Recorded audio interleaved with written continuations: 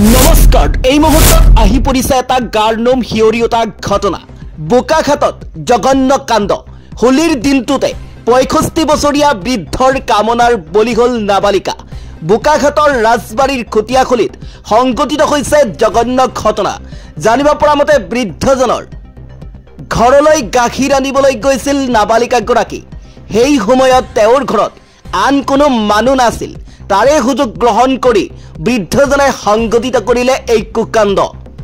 চৌদিশে এতিয়া মাতো হোলিৰ উৎসাহ ফাকুৱাৰ আনন্দত মতলীয়া ৰাজ্যবাসী তাৰ মাজতে ৰাজ্যত সংগঠিত হৈছে জঘন্য ঘটনা 65 বছৰীয়া বৃদ্ধৰ কামনাৰ বলি হল এগৰাকী নাবালিকা ফাকুৱাৰ দিনটোতে সংগঠিত এই ঘটনাই লজ্জানত কৰিছে ভদ্ৰ সমাজক বোকাখাতৰ ৰাজবাৰীৰ খুটিয়াখলিত সংগঠিত হৈছে জঘন্য ঘটনা জানিব পৰা মতে বৃদ্ধজনৰ ঘৰলৈ গাখীৰ আনিবলৈ গৈছিল নাবালিকাগৰাকী সেই সময়ত তেওঁৰ ঘৰত আন কোনো মানুহ নাছিল তাৰে সুযোগ গ্ৰহণ কৰি বৃদ্ধজনে সংগঠিত কৰিলে এই কুকাণ্ড অভিযোগ অনুসৰি খুটিয়াখলিৰ উপেন বৰা নামৰ লোকজনে গাখীৰ আনিবলৈ যোৱা